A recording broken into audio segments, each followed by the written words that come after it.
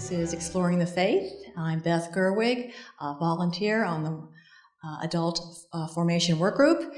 And my job is to introduce to you our facilitator, Reverend Megan Berry. She is doing the second part of this two-part series. Last week, we learned about the history of disability theology, and this week, she is going to speak to us about what we can do about it now in the church. I will say one of the takeaways from last week that conversations are happening around is the fact that the churches, as a result of ADA, were given a bit of a grace. An exemption is the word, to not comply with ADA regulations. So we're on our own to fund and be creative and have our space a lot more hospitable to those who need our help and support. I would like to welcome Reverend Megan Berry in this second part of the series to continue on. So thank you, Megan, very much for doing this excellent work. Wonderful. Thank you so much, Beth. You bet. Yes, as Beth mentioned, we are going to be looking at disability in the church and where are we going. So I'm going to start with kind of recapping a little bit of last week for those who weren't here or haven't watched the recording, and then we'll dive deep into kind of inclusion versus belonging and what can we do now to make the church an inclusive and a space of belonging for all folks and not just a certain segment of folks. Mm-hmm. The first thing we're going to do is go over some terms for you all. So as you can see here, an impairment is an abnormality or loss of physiological form or function. A disability is the result, or the, I don't know why the consequences there, I have result in my notes. I need to change that for next time. The result of that impairment, an inability to perform some task or activity considered necessary for daily living. A handicap is a social disadvantage or barrier that exists because of impairment or disability. So I give you all of this because an impairment does not necessarily have to result in a disability, and a disability does not have to be a handicap. A disability becomes a handicap when disabled people are not provided with resources, tools, or access needed to function. So one of my favorite ways of kind of giving you a real world example for this is my brother, who is in a wheelchair, has a disability, has cerebral palsy. He only has a handicap when spaces are not accessible for him to get into, when there's no ramps, when there are no parking spaces that he can park in to get out of the car and get into that space. So if those spaces are accessible, then he has a disability, but he doesn't necessarily have a handicap. The handicap is the kind of social disadvantage that folks with disabilities face. And then our last word there is ableism, which is discrimination in favor of able-bodied people. Ableism is rooted in the belief that those who are disabled require fixing. And so a lot of that comes from the medical model of disability, where doctors are looking at how can we make disabled people normal? How can we make them look like us? Where they don't need wheelchairs, where they don't need walkers. Instead of saying, how can we make life accessible? How can we make our buildings accessible? How can we make spaces work for where they already are? Any questions on our terms before we keep going? May I ask you? Let me give the mic to you, Nancy. Yeah, Megan. I'm interested in your interest in this topic. If there's a place that this comes from in your own life. Yeah, absolutely. So my particular interest in disability, and particularly disability theology and how disability makes its way in the church, is because of my brother and because of my own type 1 diabetes. So my brother has been in a wheelchair for most of his life and all the time that I have known him. And so I've watched him struggle in some spaces to get around and have accessibility, whether in church or at the local bowling alley. I have met a lot of his friends with disabilities who have their own life struggles in those same spaces. And I've also recognized how the church has really, really toxic theology when it comes to folks with disabilities. And so when I went to seminary and was, doing that work of unpacking everything that we bring with us, I went, there's a lot of work to be done here. And I'm passionate about this because I have people in my life who I love and care about who it directly affects, myself included in that. And so, I do this work because I've seen how it's been negatively affecting his life, but also how it negatively affects all of our lives because of that. Yeah, absolutely. Any other questions before we move on? I tend to think of things more in terms of accommodation and of universal design, because, the majority of people can walk up a stair, but not everyone can. So it's not that the people can walk up a stair are discriminating, it's just that they can walk up a stair. But a good design would accommodate everyone. Right. So I worked with architects back in school, so Yay. I tend to think that way. Yay! I am so glad that we have a few architects in the room that can help us with this. So next up, we are going to briefly go through a little bit of theology. We're going to cover the more toxic theology, the disabling theology, as I've named it here, and then highlight some ways that we can embrace a more holistic lens for interpreting Scripture. So the first thing is that theology has typically been developed by able-bodied people. If we look back through all of our major theologians, John Calvin, John Knox, all the Johns, we love our reformers who all just had the same name. It makes it very easy on us. But they were able-bodied people, and so they are missing a whole lens of interpretation when they created their various, very lovely, very good foundations of theology, but it's missing that particular lens. And so because of that, we have three obstacles of disabling theology that we have to be really, really careful of as we interpret Scripture.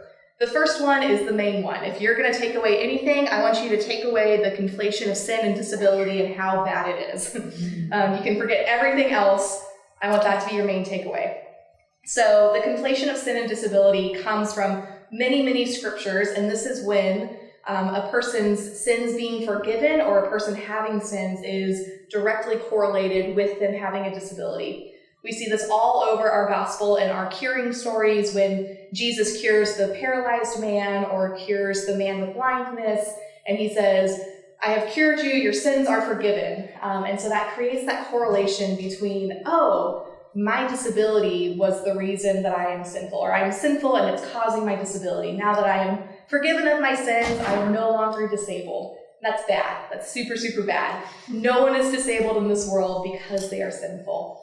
And we see this especially in John 9, which I preached about, I think 2 months ago now, where one of the people around the man born blind was saying, Jesus, who sinned, this man or his parents, to cause him to be born blind? Fortunately, Jesus tells us no one sinned. This man was born blind because he was born blind, and he is still a beautiful image of God in that blindness. So we want to take down that conflation of sin and disability. Disabled people are beloved children of God, created in God's own image, just as they are. The second one, virtuous suffering. This mostly comes to us from a passage in 2 Corinthians chapter 12, where Paul talks about the thorn in his side, and how he saw that as a sign of divine election.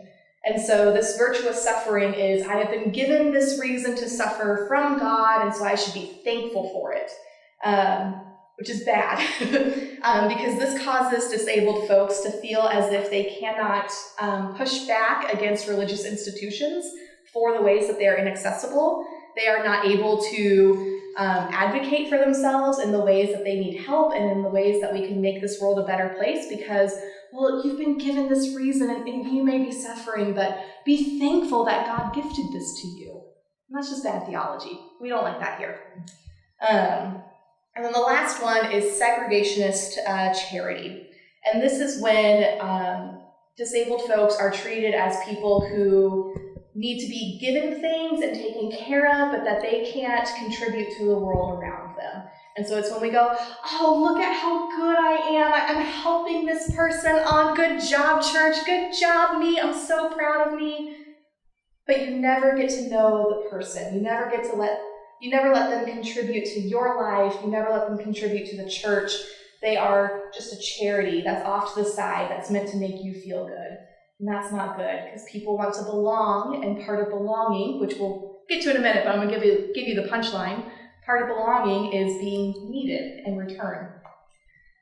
So these are all 3 obstacles that have come to us from Scripture and from life in the church that are really, really bad. But there are things that we can do that are more holistic and that are better. So one of the ways that we can interpret Scripture in a more holistic manner is to highlight other strengths of the character instead of solely focusing on their disability. So one of the ways that I use this is when, I think it's in the Gospel of Luke, when the friends have the paralyzed man and they're trying to get him to Jesus and they can't get through the crowd. They then go up to the roof and they lower their friend through the roof to get him to Jesus. So instead of focusing on how Jesus forgave the sins, cured the man who was paralyzed, you could instead focus on the tight friendship that they had, the friendship that caused people to be creative in the ways that they made Jesus accessible to this man. So that's one way to highlight other parts of that story that are good and valuable, that don't conflate sin with disability. And then the other way to do this is to recognize that assistive devices, accommodations, technology, and inclusive communities are spaces for healing. So I don't have my Rachel Held Evans quote up here with me. I realized I left that out of my notes, but go watch the recording from last week or email me, I'll send it to you. But there's a huge difference between curing and healing. I say that Jesus was curing folks. We are called to the space of healing folks, which means that we're not going to fix the disability. They're still going to have it, but they can be at a space that's peaceful and at a space where they feel loved and beloved as children of God. And assistive devices, all these other things, can cause those spaces to be spaces of healing for them. Okay, that was a lot to throw out at you. What questions do you have? I couldn't agree with you more. Support your point of view on that. Even when it comes to disease, it's somehow that person's fault. My son was just recently diagnosed with a form of cancer, and somehow now everybody's like, I can't believe how victims become blamed for whatever is wrong with them. So, and I think about friends that are hikers and things and how judgmental they are about me, and I'm not going to sit there and tell them my whole length of things in my body that are disabled. I can jump in the pool and swim 1,000 meters, and they can't. So there's not much empathy here or putting yourself in someone else's shoes. So I just wanted to support your point of view on it. Yeah. Thank you. Yes, unfortunately, there is a lot of shame and blaming in and amongst all of this, not only for folks who are within the disability community, but also folks who, get COVID or get something else, lung cancer. When I was diagnosed with type 1 diabetes, so many people asked me the question, well, how much candy did you eat? Did you just eat too much at Halloween? And it was like, no, I didn't cause this autoimmune disease by eating candy, thank you. But thanks for that shame that I'm going to carry with me for far too long as a 9-year-old. So our language matters. And having holistic theologies and holistic language matters. Thank you. Any other questions or comments? So next we have inclusive versus belonging, because so many folks who started off kind of the path for disabled theology and being inclusive churches are using the language of inclusion, but there's a new subset of folks who are wanting to move towards language of belonging. So we're going to go over a couple different definitions here that hopefully helps bring out those nuances of inclusion and belonging, because it is a nuanced conversation. Both are good. But inclusion, as the folks who are in the belonging category hear it, is an approach which advocates for disabled people to be included in society as society is. So inclusion often isn't looking for making those accommodations, making things accessible, but trying to figure out how to kind of take the circle and shove the square through the circle peg and make it work. And so instead we have some of these other definitions here that hopefully illuminate some of what this community is hoping to do. So we have participatory design, which is a person-centered approach to access that takes into account how different disabled people's needs may vary or even conflict. So participatory design is really looking at the needs of your community and how each individual person, even if they have the same disability, will have different needs. And those needs may conflict, and that's the lovely, beautiful challenge we have as the church, is to find a design that works for all people, even as those needs are individualized and may even conflict with one another. Next, we have radical welcome, which is more than a welcome in words. It's more than just saying, we are a space of belonging, we are a space for inclusion. Rather, it's a transformation of those congregations, so those who were once excluded from that space are welcomed with open arms. So that's more of something to embrace as a congregation, less so than a way of a how-to guide. Next, we have the embodied welcome. The welcome that disabled people experience when bodies and minds are imagined and expected in a community through accessible buildings and cultures of access.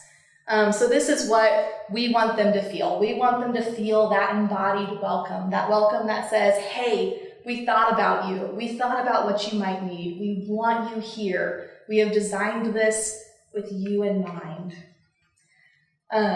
So with that, I have this quote, and I neglected to put who the quote was from. I'm sorry about that. I will let you all know.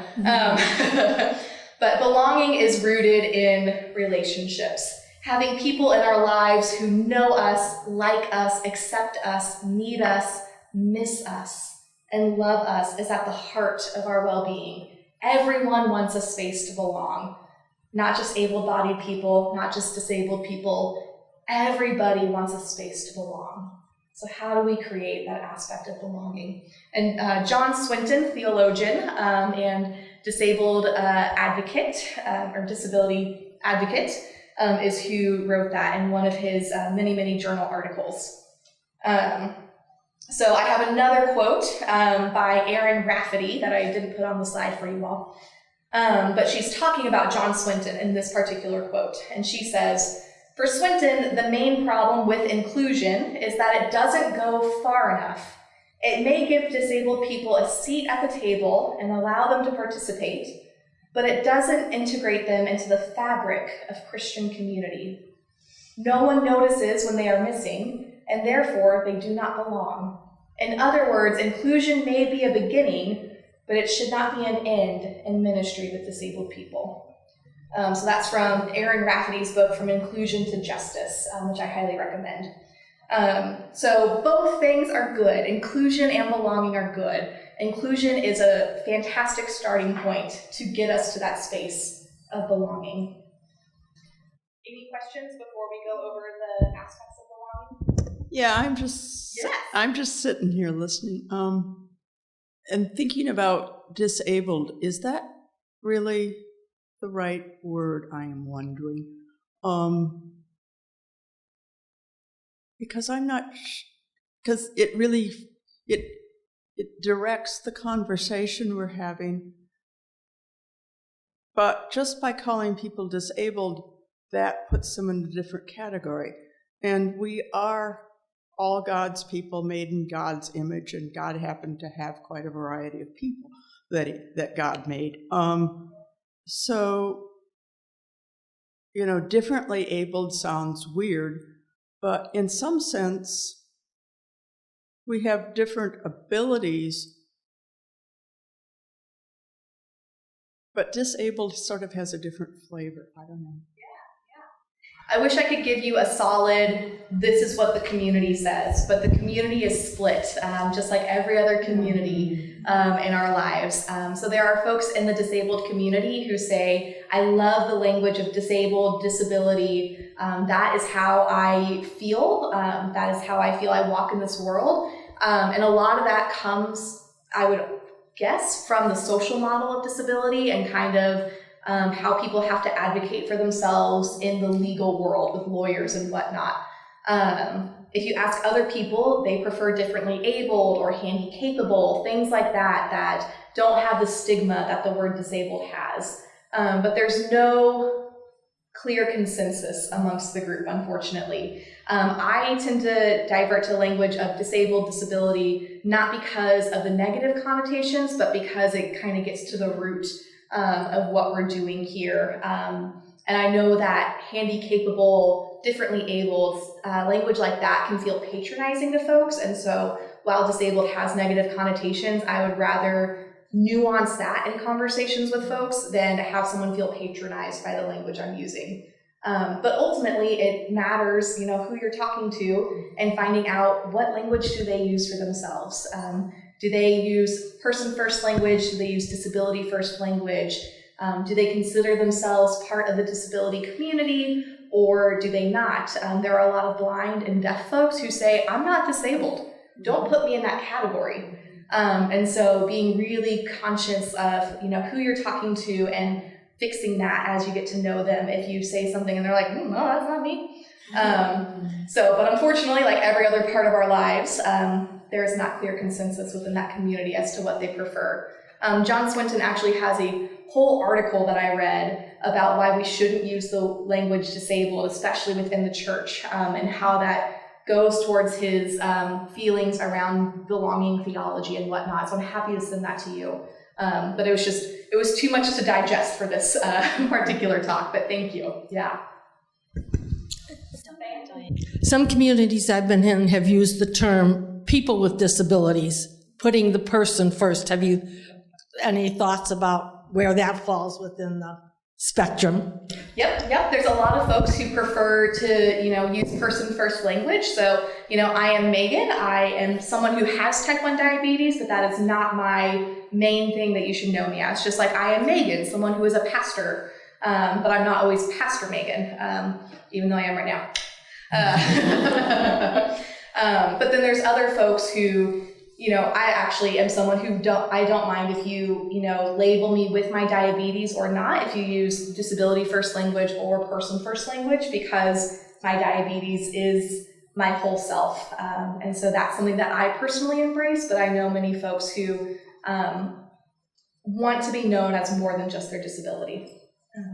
But everyone's different in that. Yeah, please. Good for the goose, good for the gander. Let's get on here. I'm going to say a word that I've thought but haven't heard here. Yeah. And that is, and I'm going to say this word as a bottom limit, so we can come up to the ability spectrum. Cripple. Yes. So if you go back and watch last week's talk, I go a little bit more in depth on language and how people name themselves and the agency that allows them. And so one of the words that people have used for folks who are disabled is the word cripple. Most people find that super offensive, and so it's not really used in the disabled community, and they don't like it when people use that word for them because it has that immediate negative connotation, because it immediately gives you a framework to work within, whether that framework is correct or not. However, there are folks who use that language for themselves. So Nancy Mayers, who, if you read The Disabled God by Nancy Iseland, she talks about Nancy Mayers and how Nancy self-identifies using the word cripple because it's how she feels. It's something that immediate language that comes to mind is how she identifies. And so in the same way that other people kind of reclaim words that have been used for harm and reclaim them for good, that's what she's doing with the word cripple. But the caveat being, she never uses that word on anyone else unless they say that that is how they identify. And so it's a whole, it's a whole thing. It's a whole spectrum of identities and language that can be used. The main thing is I always default to person first language as best I can. Typically I go back and forth all the way because I've used both for so long, but I try to default to person first language when I don't know someone and I don't know how they're going to identify, just because that's the safest option, but always default then to however they self-identify. Anything else? Do you feel in this area of obvious expertise that you have and concern that folks that are in the disabled community feel that their voices are being heard in a better way and by society as a whole? Do they feel discouraged or encouraged? Yeah, that is a fantastic question. So I'll admit a lot of my expertise for that comes from the folks that I follow on Twitter. And so those are mostly disability or diabetes advocates, and then a few disability theologians. I think at one point they were feeling encouraged pre-pandemic with some of the ways laws were moving and different things like that. I know right now as more and more COVID restrictions are being taken away and more things are returning to normal, they are feeling super discouraged because disabled folks are still, some of our top highest risk factors, highest risk people. And so as these restrictions are being taken away, as society is opening up, they're going, but we still are not safe to go outside. We're still not safe to go to the grocery store. No one's masking anymore. Like, what are we doing?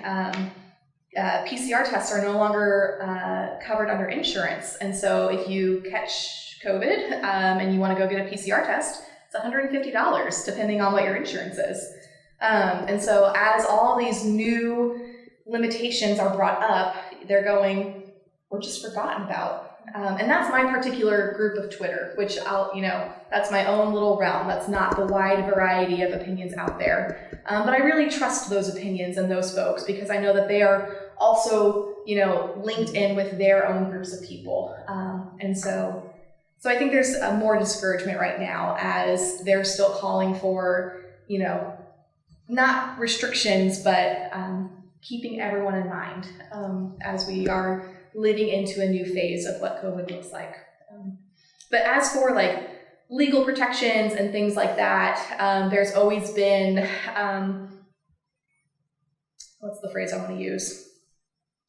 That people are still advocating to be seen as full humans under the law. So if you have SSI benefits or any kind of benefits from the government, if you make over a certain amount of money, then you no longer get those benefits. And that includes if you get married. So if two disabled people get married, suddenly their SSI benefits put them over that limit and they both lose their benefits. So two disabled people, unless they want to lose their benefits, can't get legally married under the eyes of the law. So marriage isn't equal for everyone, which is hard. So there's a lot of little things that are not little at all, but in the grand scheme of everything in our world can feel like they get left behind in the dust. So I know there's a small group that's starting to advocate and take legislation for that to the government, but with everything around us, they're like, what do we do? As many of us feel these days. Yeah. I just wanted to comment that I think this also works into the general point of view of lack of generosity in general.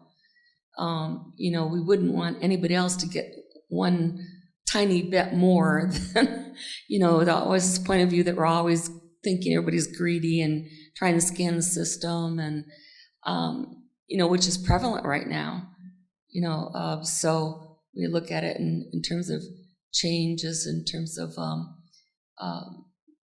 working benefits, and you have to work for some of that money, and a lot of the people that need that money cannot work. So, things like that I think we're just generally not very generous in many ways. And it's that part of that pulling yourself up by the bootstraps mentality that if you only tried harder or go get a job or, that kind of stuff that's pervasive rather than what Scripture tells us to do. Absolutely. Yeah. For many folks who are disabled, a lot of them cannot enter the workforce as it currently is. And so they're not seen as helpful to capitalism because they can work, they are capable of doing things, just not in the ways that our current setup is. And so they're pushed to the side, discarded by society, and then seen as, people who are just gaming the system and all those other things. But we're going to move to something that hopefully feels a little bit more uplifting. And I can send these 2 images around because they're not super easy to see on a big screen, I know. But we have this belonging wheel over here with the 10 aspects of belonging on it. And these are 10 aspects that the person who wrote this article surveyed a bunch of his disabled folks in his friend group, but also in his congregation and people that he knows to find out, how do you feel when you feel like you belong somewhere? What are those aspects of belonging that are important to you? And so these are to be loved, to be present, to be invited, to be welcomed, to be known and accepted and supported and cared for and befriended and needed. And I think I said loved, but it bears repeating, to be loved. So these 10 aspects of belonging are what we want to embrace as a church community, and hopefully everyone else feels like they're embraced in this as well. So we want folks to be present here with us. But for them to be present, they have to know that they're wanted and that the space is accessible for them. So making, entrances known, making the spaces that allow them to get into our sanctuary known is important. Making sure that all of our coffee hour tables are, however many inches apart they need to be so people with wheelchairs and walkers can safely walk around and get to the different spaces is important for them to be present.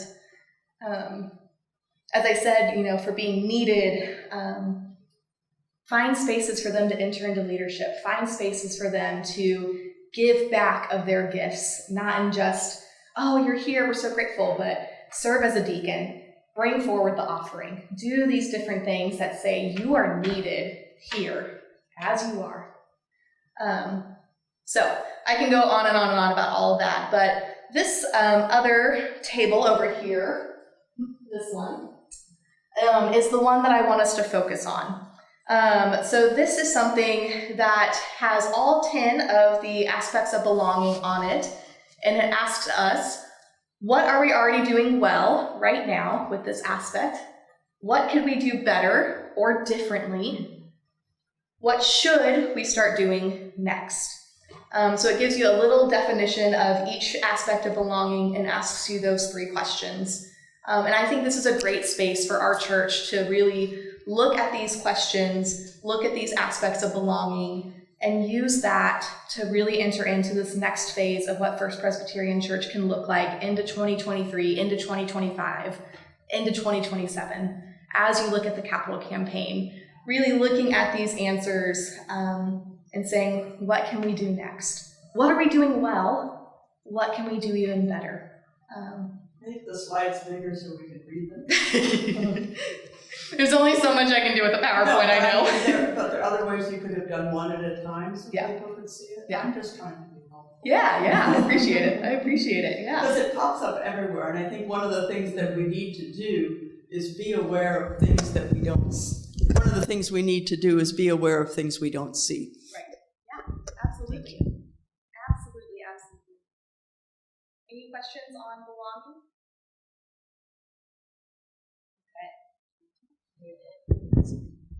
You bring up the capital campaign because that was on my mind already in relation to all this, because our church, being an older building, presents many barriers, and they can be band-aided.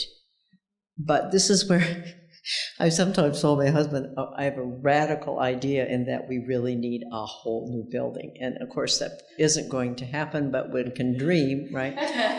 But the problem with old buildings is they don't lend themselves to accessibility in ways that are comfortable. If you have to wait forever for the very slow elevator, or you have to take this way up and not that way, I just think if I were in a wheelchair or something, I would find it daunting, where I go into new church buildings and it's all been designed in. It's very comfortable getting from your car into the worship space. There's ramps, there's no elevators, there's no steps. And I'm very aware of the amount of money that it would take to do all we would like to do in this regard. That came up in our discussion about the capital campaign in the group that I was in. And that is a barrier as well, is money. I mean, it's you don't even want to talk about it because it's uncomfortable, right? But it is a reality that making buildings, bathrooms, whatever, accessible can take a great deal of money. Absolutely. Does that resonate? Oh, absolutely. Well, and I even think about in our own sanctuary how the wheelchair accessible entrance, the walker accessible entrance is right there by the pulpit door. So if you need to leave during service, everyone sees you leaving. You can't just sneak out the back like someone else who can take the stairs would be able to. And so I know many folks who have said, oh, I was going to come to Christmas Eve, but if such and such started happening, we'd have to walk out and everyone would see us. And I didn't want to do that. So I watched online, and, so grateful that we have that capability for them to watch online instead of missing out completely. But how sad that they felt they couldn't come to Christmas Eve because they would have to go out the door by the pulpit if something happened. But we need to do the things that we can do and that are simple. I mean, I know this week parking has been talked about. I know people who do not come to church because they are not sure they will be able to find a parking place within walking distance. Now, that can be fixed without as much money as getting a new bathroom. So I don't think we should just dig in and start doing the things that we can do. And it'll raise awareness and it'll make it a bit better. And for some people, that'll make the difference, and we can keep working. Oh, yeah, absolutely. Don't hear any of my, snarky comments as we shouldn't do anything, but we should definitely start doing stuff so that way we can keep the momentum going and eventually make our way to the bigger things. But even the smaller things matter so much, like having more handicap parking spots so folks who have that worry hopefully don't have that worry and can come to worship. Lynn, one moment. And I've been through this. You have to have a handicap sticker or hang tag from your physician, and a lot of them are a lot stingier with that than others. I know people who really don't need one, I hate to say it, and who were given one lifetime and use that. And then I struggled and begged for one, even though I was in a walker still. And, so it kind of depends on the person. But so we may have those, but we have to think about people that are not able to get them or in between range.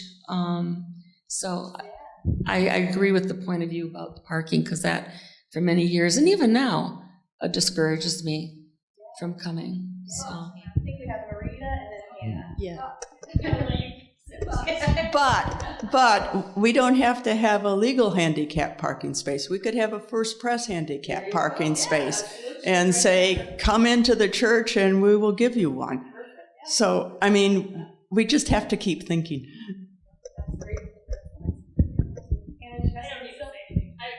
I was just going to say, Megan and I proposed that months ago that we could make a First Pres way of accessing something, and so that, this, like, I think the hope of the belonging framework is to say, how can we all collectively think of creative ways that being the church, not constrained by the limits of what society as a whole necessarily has to do, but how we could be even more radically hospitable, and particularly thinking from a place of we're all temporarily able-bodied, and these are the sort of things we can be like, yeah, we all need to, I'm going to need a parking spot close at some point, and how can we collectively have that hope?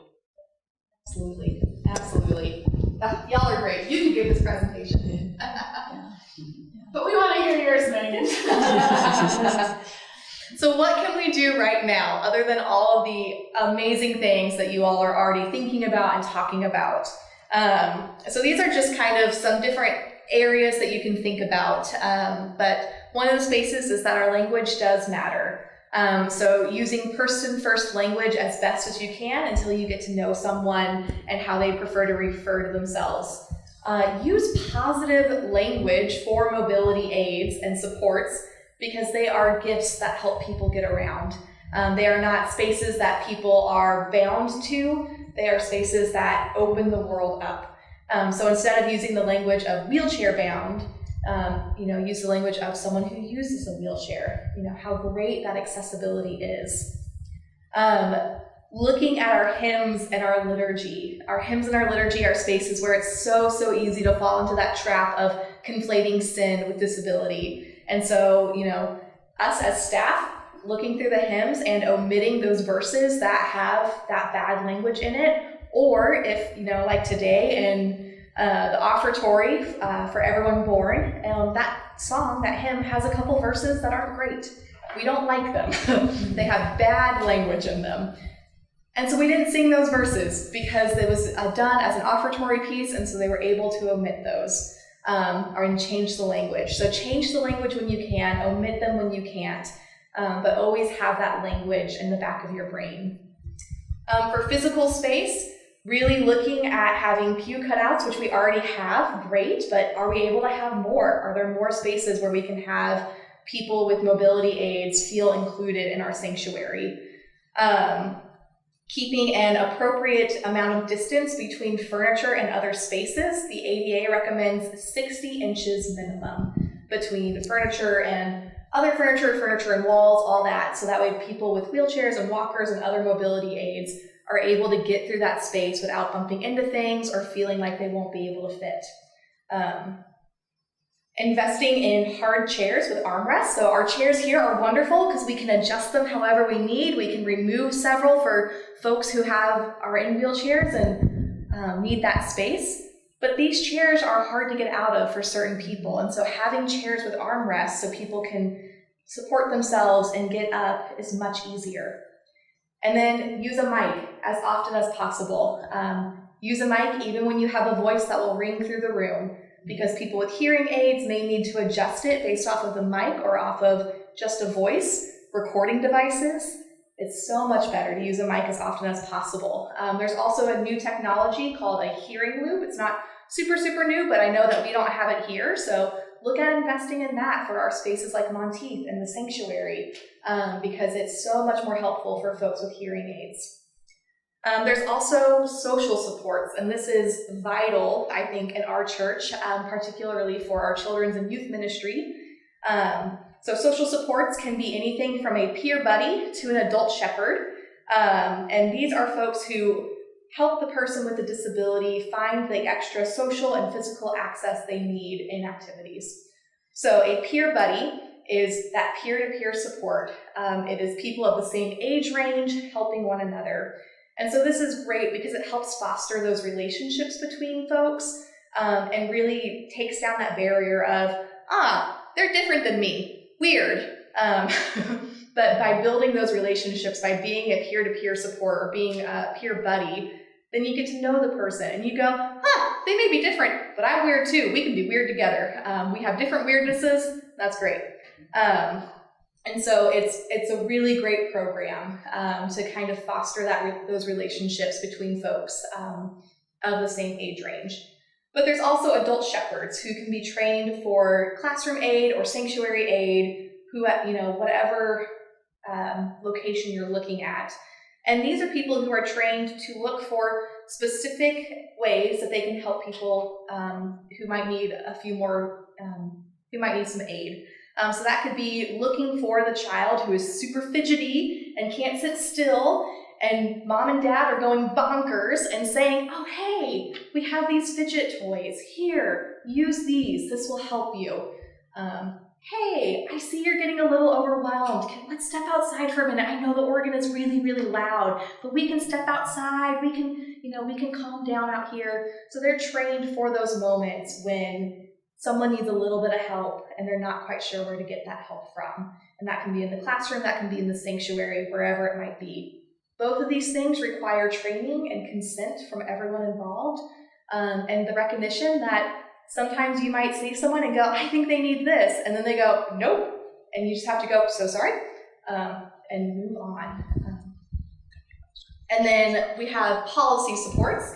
So we have a wonderful children's and youth protection policy that we are still in the process of updating and bringing forth to 2023. But something that we are lacking in our children's and youth protection policy is a vulnerable people protection policy, a vulnerable adult protection policy.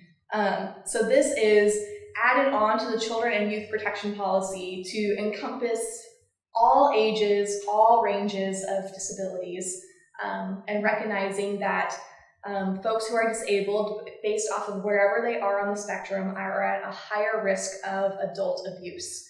They are at a higher risk of having people treat them poorly.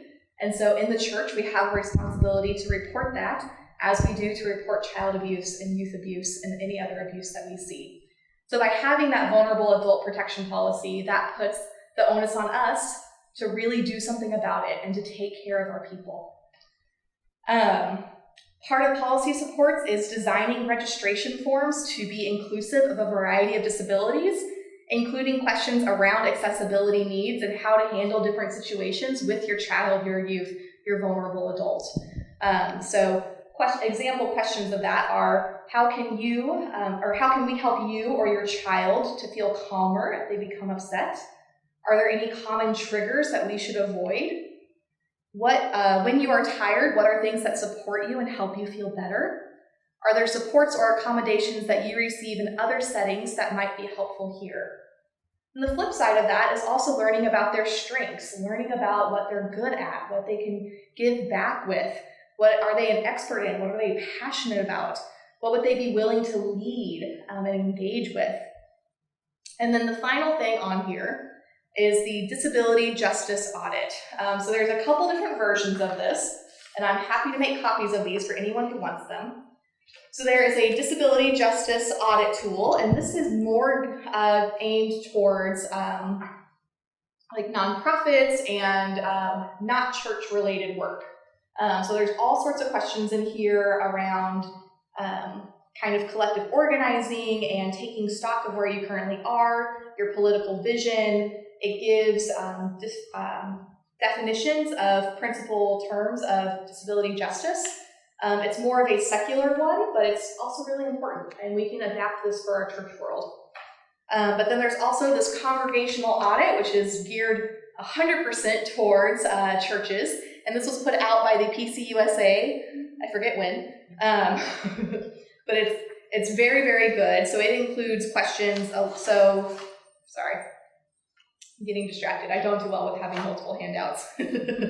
So some of what I love from this particular audit is, do you create budgets that recognize the need for access supports? So that can be ASL, interpretation, childcare, support staff, etc. Do you have a protocol checklist that ensures access happens during events? How many disabled people are working or in leadership in your organization? What is your policy around disability, sick leave, or caregiving access requests? And how do you assess achievement in an anti-ableist way? So, now the conversational audit. Megan, I have just a quick on their policy supports. I'm just wondering, would we allow support dogs, service animals as a policy? Is that something that we could do, legally? We can legally, Maurita says.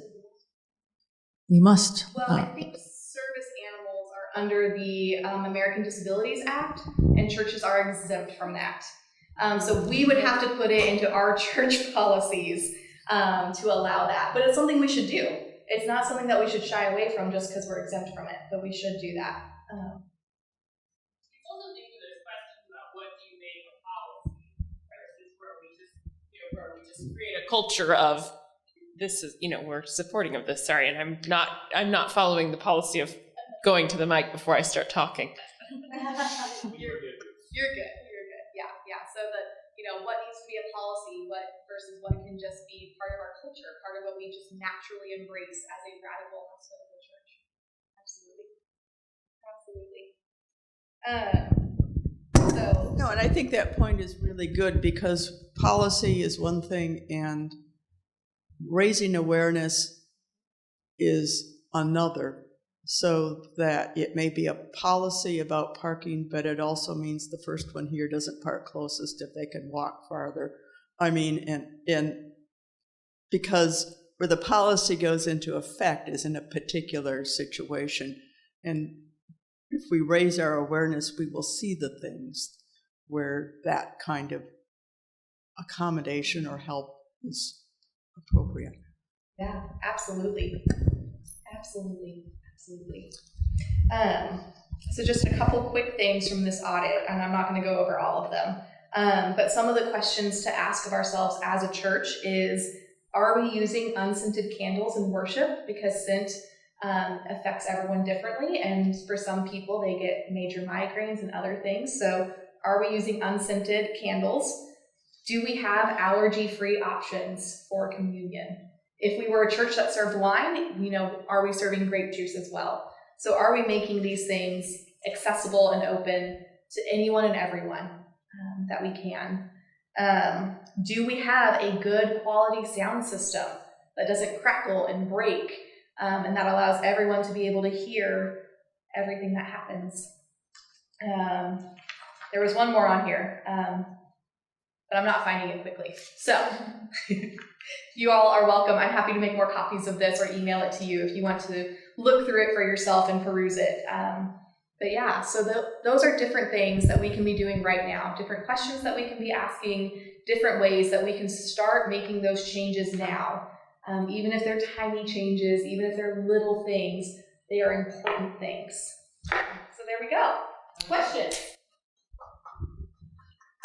One of the things that I think Marita brought up that I think is really important is thinking about things we don't see, because there are many disabilities that are invisible.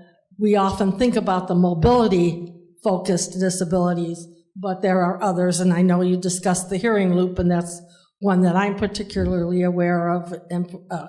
But, and then the other thing is to look at places in our building. I'm going to use the French room as one example that has some real limitations in terms of accessibility, and it's probably not the kind of place you'd necessarily focus on. So how can we, and especially now as we're looking at the capital campaign, to kind of do some looking for things we don't necessarily see. Absolutely. Anything else?